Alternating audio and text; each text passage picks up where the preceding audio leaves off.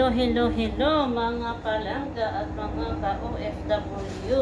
Good morning dito sa bansang Kuwait. Dahil maagang namili si Mama Kibir, ngayon ay isasalansa na natin sa loob ng taladya. Kanina pa ako nag-umpisa kaya lang ngayon ko lang naisipang mag-video. Kaya ito na. Kailangan mo nang tanggalin ito na.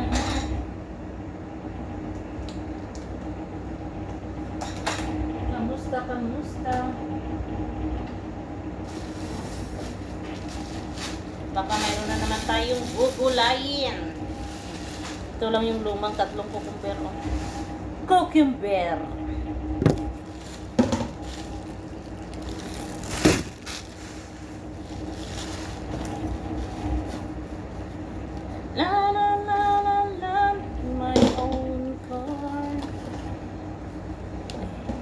Palitan ko na lang po ng bago. May binili naman si Mama Kibir na bago.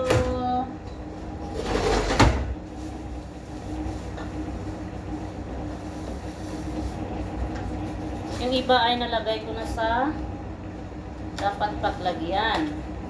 Ang isang ganito ay nasa ano lang yata ito, 500 fils or 700 fils. Ito. Yang cucumber.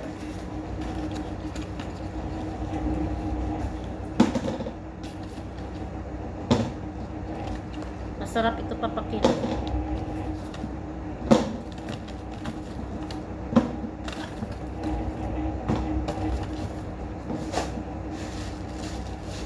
Ayan na.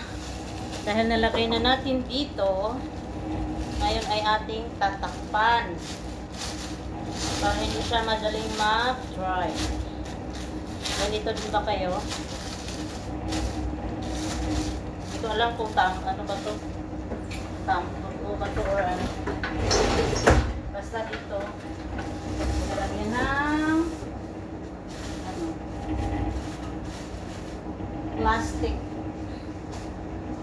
Yan ang sabi ng aming taga dito sa kitchen. Ayun, nakadili din siya ng mushroom. Ito ay 770 fils. I don't even have my own car. Na na na na na na na. Nalagyan siya ng apple.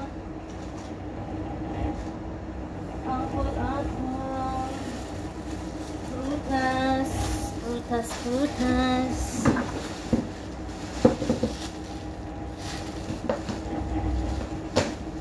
Ito yung roman. Kasing kulay lang ng apple.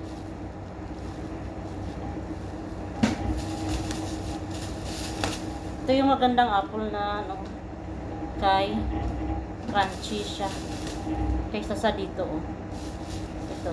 ito yung mas maganda. Hindi ko alam kung saan galing tong bansa. Crunchy kasi ito. Noon ang binipili ay yung nasa box. Kaya lang pag bumili ka nung nasa box, hindi maiwasan na mayroong mga sira-sira or bulok na ba. Buti yung mag-kilo-kilo na lang para maalam na kung may sira o wala. Tapos maraming kalat ang aming taladya.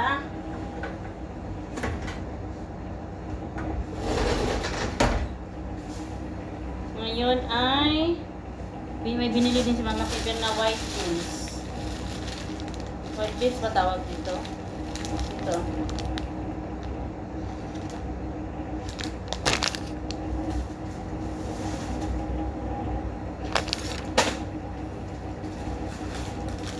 Bili na din si Makibir ng pasta.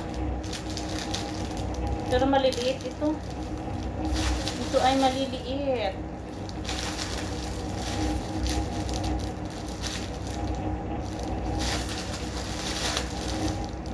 Ay, ito malalaki ito. Dalawang klaseng pasta ang mabili niya. Yung maliliit at ang mga malalaki. At dahil meron na namang nabili si Mama Kibir na alusiman na ito. Gugulayin ko yung alusiman na nabili niya last week. May panggulay na tayo for today's video. Para sa aming lunch for today. Ito kasi ay ginagamit lang siya sa salad every Friday. Nilalagay siya sa nilalagay siya sa patus.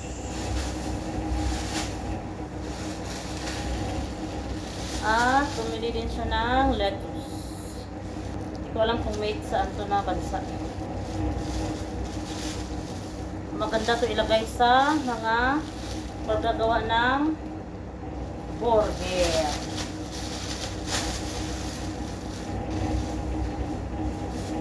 Ito ay meron siyang spring onion. Kanina pa ako nakakakita ng ganito. Ano kaya ito? Comment down below nga po, ano itong gulay na ito. Mamaya tatanungin ko yung aming Tagalog kung ano. Marami ito dito eh. Pakita ko. Ito oh.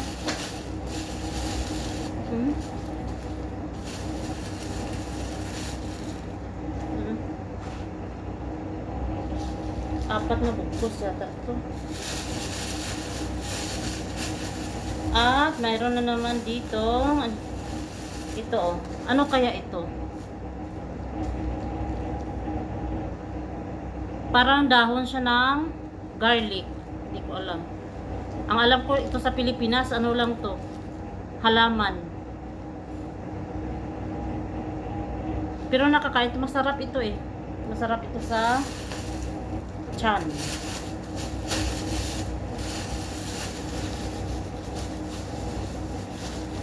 Sigurado gagamitin ito sa Friday.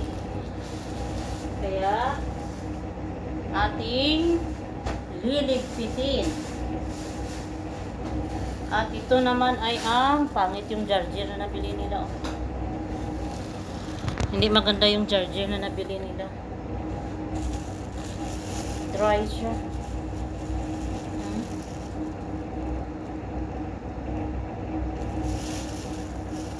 Hindi maganda.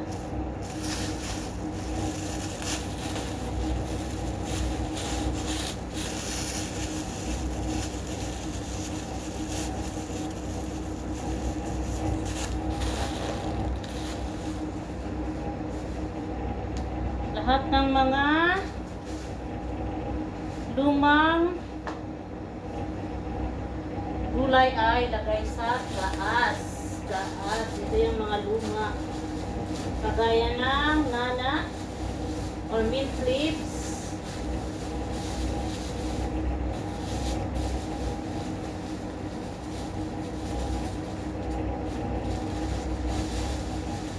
Ito naman ay kusbara. At ito naman ay mint leaves. Papakita ko to sa tagaluto natin kung kailangan ipagod. Mabuting magtanong bago magtapon.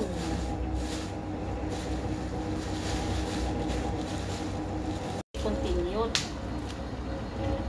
Bumili din si Mama Kibir ng sibuyas. At merong sira, sayang. Sibuyas na pula. Laki.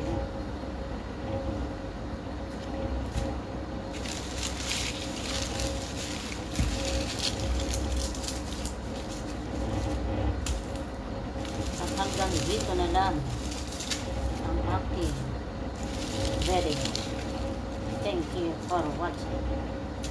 Don't forget to subscribe. Press the notification bell para updated kayo sa aking mga video. Bye-bye and masalamat!